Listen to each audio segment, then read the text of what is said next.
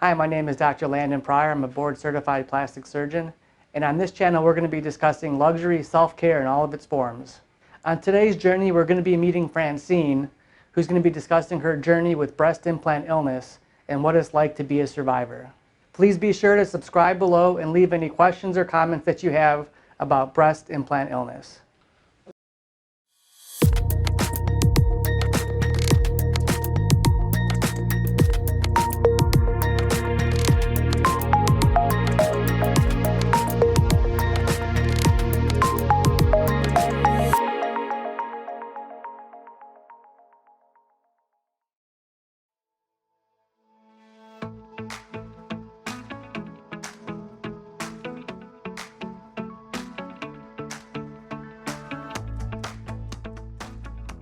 I'm Francine Slobodnik. I'm a former IFBB Bikini Pro, and I am now a manager of implementations at a mental health facility called Curling Healthcare.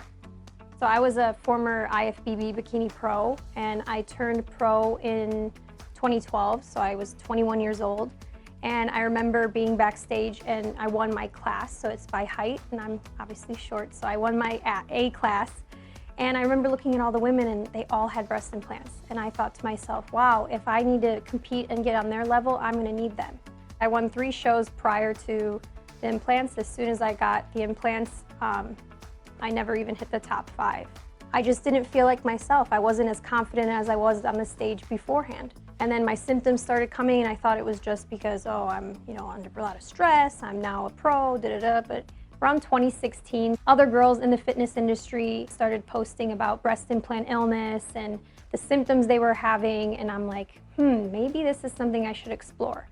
So I kind of wrote it off, kept it in the back of my mind, but then when I started getting really ill was towards the end of 2019, going into 2020. I went through a lot of different doctors and different tests. Everything was coming back normal. Doctors telling me I was okay. I knew I wasn't.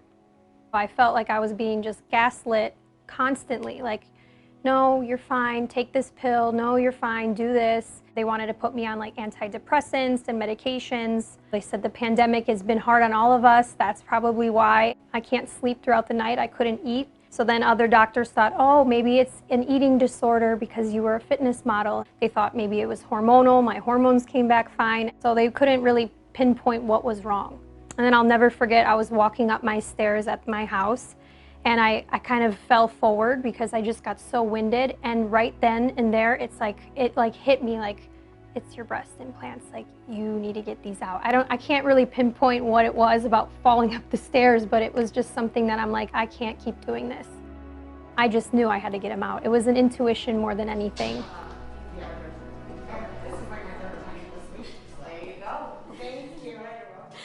She's 31 years old.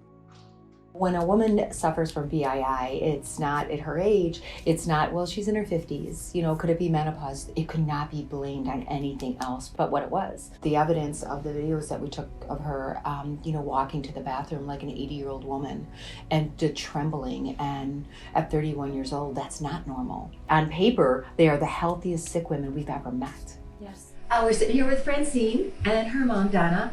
And Francine is going to be having surgery this morning, getting her breast implants removed. She's been extremely sick, and she's been doing an amazing job documenting her journey, because it's so important to her that when she gets through this and gets her health back, to be able to share with other women. I've been suffering for quite some time, and I wish I would have known what I know now, and I'm thankful that I'm here and I'm going to get better. If you can read the symptom on the BII list, I had it. I probably had 90% of them. I had tremors, horrible speech impediment, night sweats, terrible night sweats, my blurred vision, off and on, ringing in the ears, that metallic taste that I always thought, was I flossing wrong? But no, it just that constant metallic taste.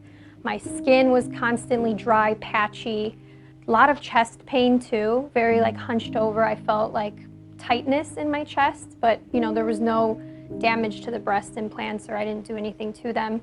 Anxiety was probably my biggest symptom. I mean, ask anyone here, I was always shaky, scared, like something bad was gonna happen, but I was perfectly safe.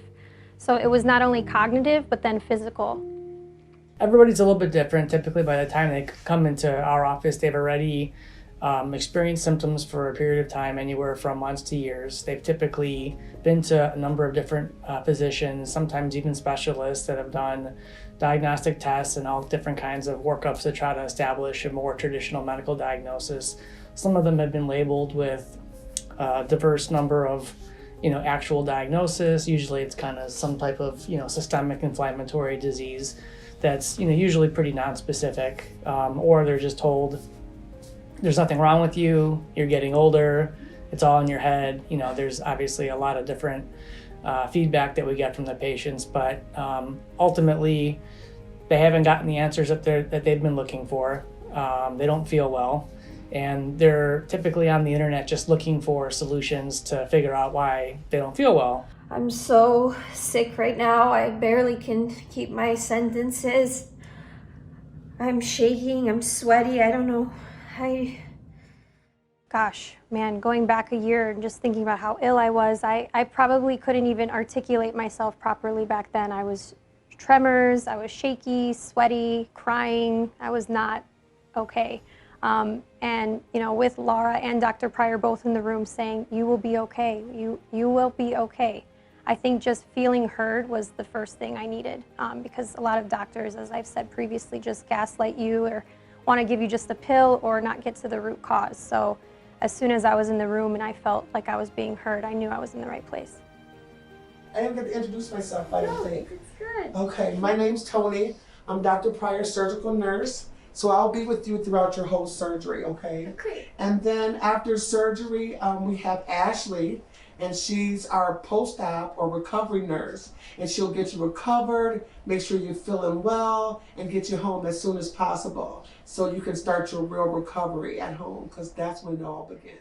Once the women have a surgery date, they've been in fight or flight for so long. All of a sudden their body, something happens to their body. So the fear and anxiety and indecisiveness heightens. And it gets worse and worse all the way up to the point of being in surgery and you looking at me and saying what? Yeah, are you sure? Is this really gonna help me? It was right before I was walked in and before they put in the IV, I just looked at you. I said, are you sure I'm gonna be better when I wake up? Yeah, she wanted to run. Yeah, but I was already there, hooked up, and I just thought, okay. Yeah, and this is something we hear a lot. The women truly are like, this can't be what if this isn't it? What if I don't get better? And they just need that extra push to know that they're gonna be okay. Yeah. And it was almost miraculous without sounding too dramatic. Yeah. The difference in her was immediate. Really the driving force behind the growth of this, not only in my practice, but in the explant community, is that patients get better. As I saw with my own eyes that, doing the surgery helped patients, helped them feel better, I got more involved in the community because I saw this as a big potential problem that we could be adding value to in society and in the plastic surgery community, knowing that there weren't that many plastic surgeons that were actually doing that kind of work yet. And then as I continue to do it and continue to see how much people feel better, and became an increasing believer myself, we just kind of taken a life of its own.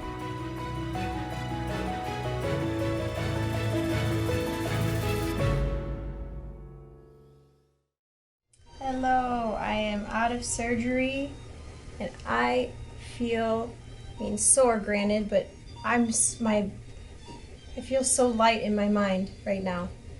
I feel great. I know I made the right decision. Her mom and I listened to her sing.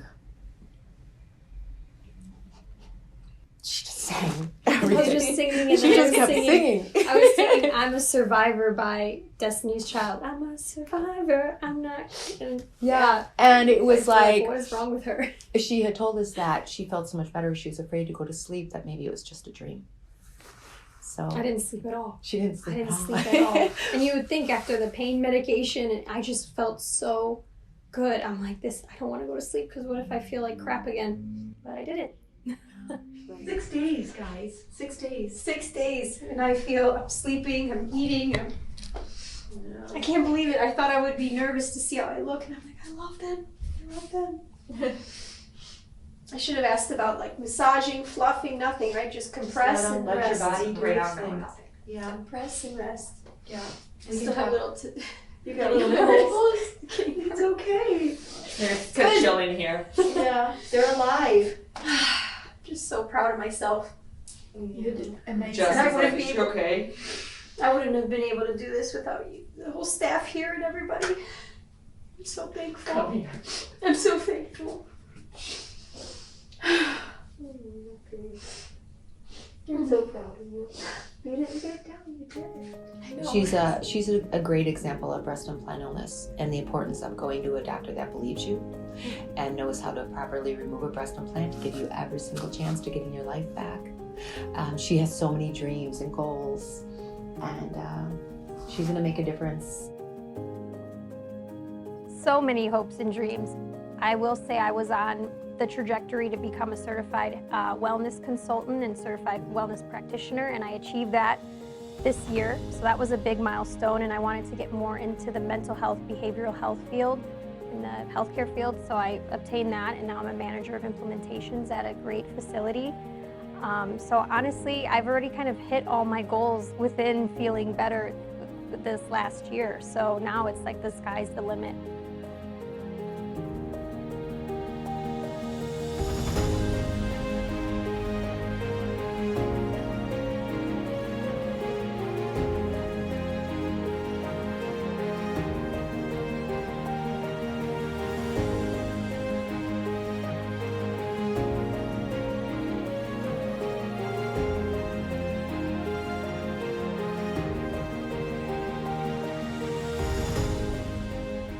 If you like this video, please give us a like below, ask any questions or comments you might have, and subscribe to be notified of future videos.